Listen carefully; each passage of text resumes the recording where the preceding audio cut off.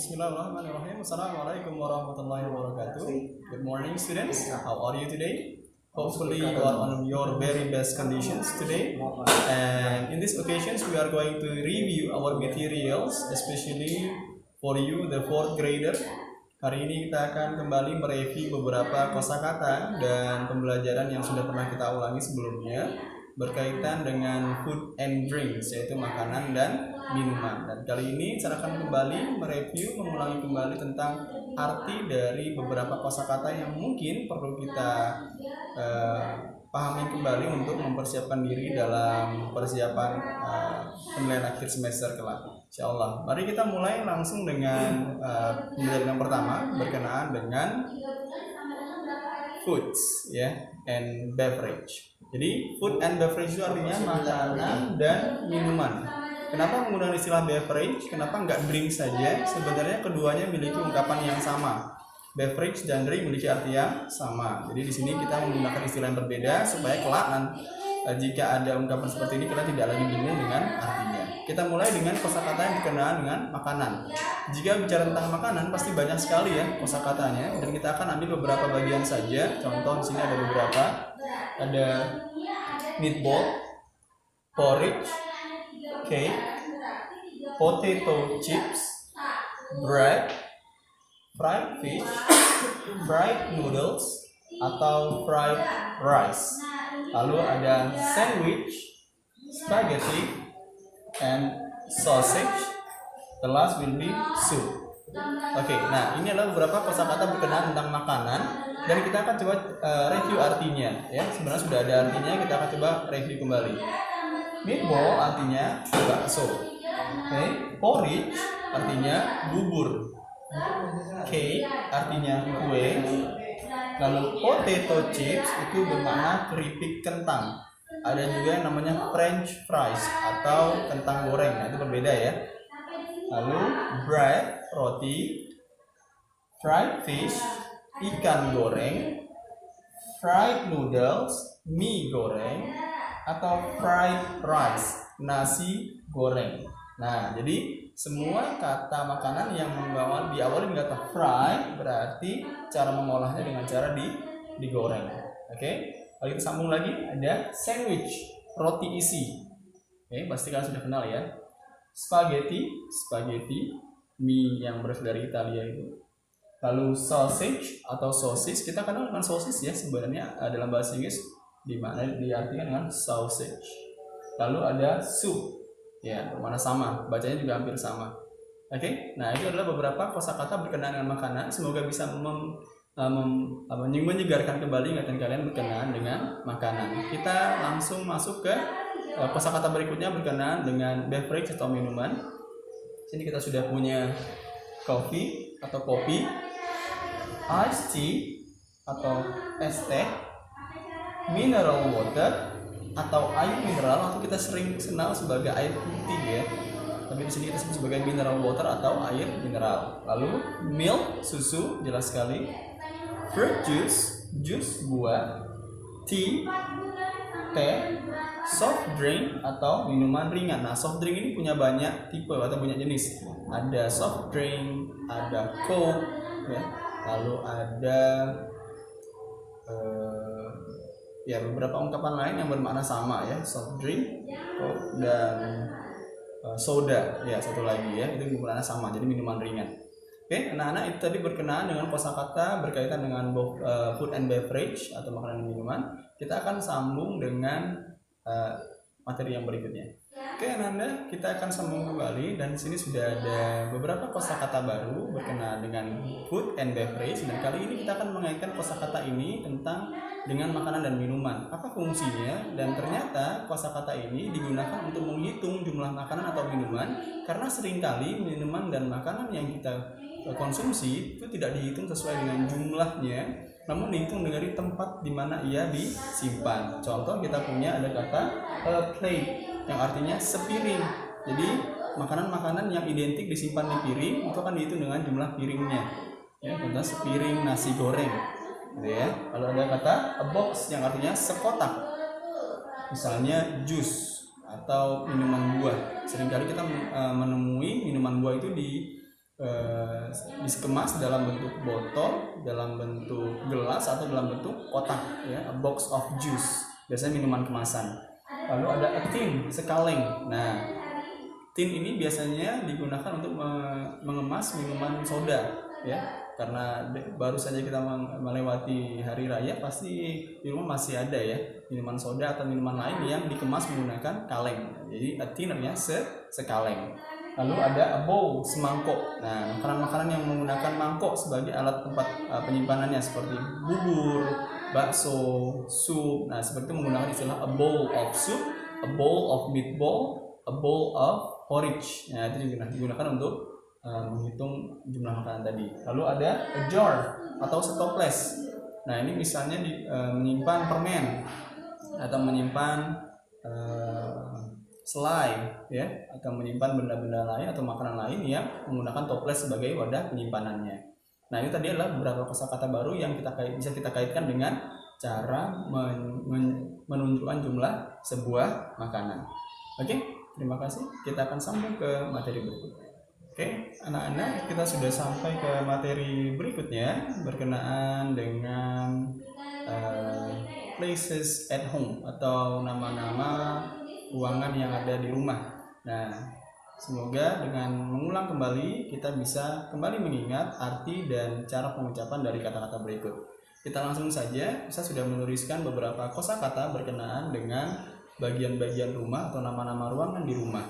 Oke, kita langsung saja. Kita mulai dengan yang pertama, itu adalah terrace. Terrace atau teras, ya, tempat di mana kita menyambut tamu, ya, ruangan paling depan yang berada di bagian luar rumah. Lalu living room, ruang tamu, di mana kita juga menyambut tamu. Jika tamunya sudah lumayan akrab, kita membawanya ke ruang tamu. Lalu dining room adalah ruang makan, di mana kita menggunakan ruangan ini untuk melakukan aktivitas seperti makan pagi, makan siang, makan malam. Namun tidak semua rumah di Indonesia memiliki ruangan tersendiri untuk makan. Oke, lalu ada bedroom yang artinya kamar tidur. Lalu ada bathroom yang artinya kamar mandi. Lalu kitchen bukan chicken ya, kitchen yang artinya dapur. Lalu garden yang artinya taman. Garage yang artinya garasi, tempat kita menyimpan kendaraan atau alat-alat perkakas rumah. Lalu study room yang artinya ruang belajar. Seperti dining room tadi, tidak semua rumah menyiapkan ruangan khusus untuk belajar, karena biasanya belajar bisa dilakukan di ruangan manapun. Oke, lalu ada storeroom atau gudang. Nah, storeroom ini memiliki beberapa kata seperti warehouse atau kata yang lain. Namun di sini kita menggunakan storeroom karena ukurannya yang lebih kecil. Oke, anak-anak, itu tadi berkenaan dengan kosakata berkaitan dengan places at home. Mari kita lanjutkan dengan kosakata lain yang masih berkenaan dengan places at home. Oke, kita sudah sampai di pembelajaran kita yang terakhir berkenaan dengan benda-benda yang ada di rumah atau things at home. Nah, kali ini kita akan mencoba merelasikan kata-kata ini dengan tempat-tempat yang ada di rumah. Mari kita coba dengan kata yang pertama. Di sini kita sudah punya kata bed. Kira-kira tempat yang paling tepat untuk bed ada di mana? Ya, benar sekali. Bedroom atau kamar tidur. Kita lanjut yang kedua, dining table artinya meja makan, maka letaknya ada di ruang makan. Apa ruang makan? Jawabannya dining room. Kita pindah yang berikutnya, sofa artinya tempat duduk. Hanya bedanya dengan chair adalah sofa dilapisi dengan bagian atau bahan tertentu sehingga permukaannya menjadi lebih lembut. Nah, sofa yang letaknya kita bisa meletakkan sofa di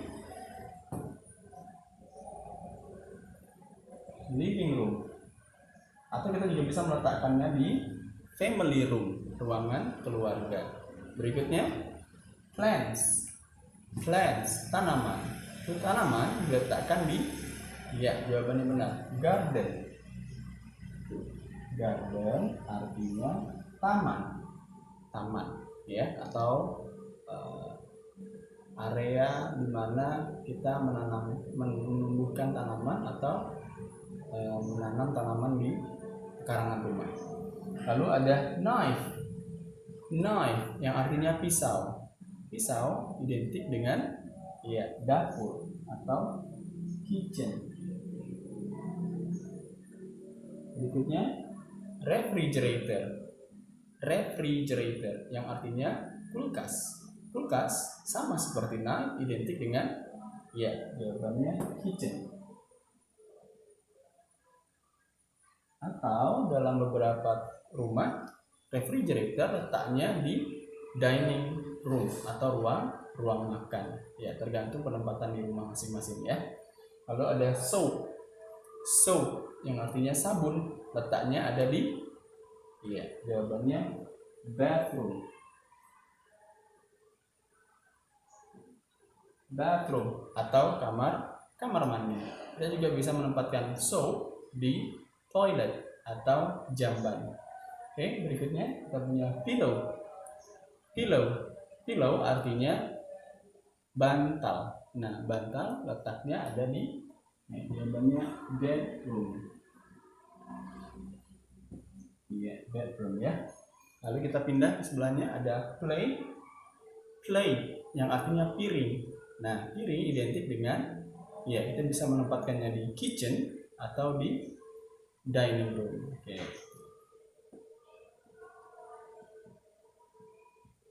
Lalu berikutnya desk. Desk, meja. Apa perbedaannya dengan table? Desk memiliki bagian di bawahnya yang sering kita sebut sebagai laci meja. Sedangkan table tidak memiliki ini. Maka desk seringkali diletakkan di tempat-tempat yang membutuhkan tempat untuk ditempatkan di tempat-tempat yang memang digunakan untuk menyimpan barang, seperti bisa di family room, living room, atau bahkan bedroom ya. Jadi kita sepakati saja di satu tempat, maka dia sudah letakkan di living room.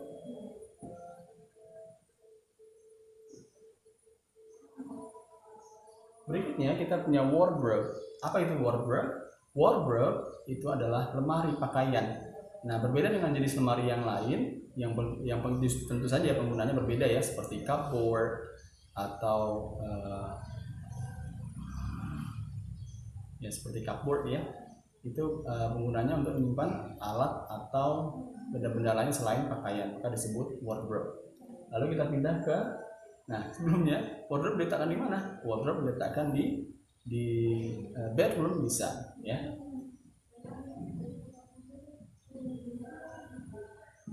Lalu yang berikutnya ada cupboard, seperti yang saya sampaikan. Cupboard adalah lemari yang digunakan untuk menyimpan alat-alat selain pakaian. Biasanya diletakkan di living room atau di family room ya.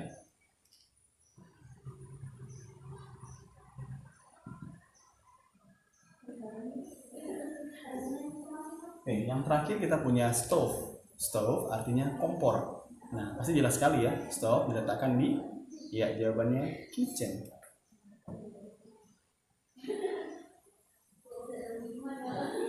Oke, itu dia tadi beberapa kosakata berkenaan tentang things at home dan kita kaitkan dengan places at home. Semoga bisa membantu kalian dalam mereview kembali kosakata dan ungkapan berkaitan dengan places and things at home. Semoga bisa membantu kalian juga untuk mempersiapkan diri dalam penilaian akhir semester yang akan datang. Kita akhiri. Assalamualaikum warahmatullahi wabarakatuh.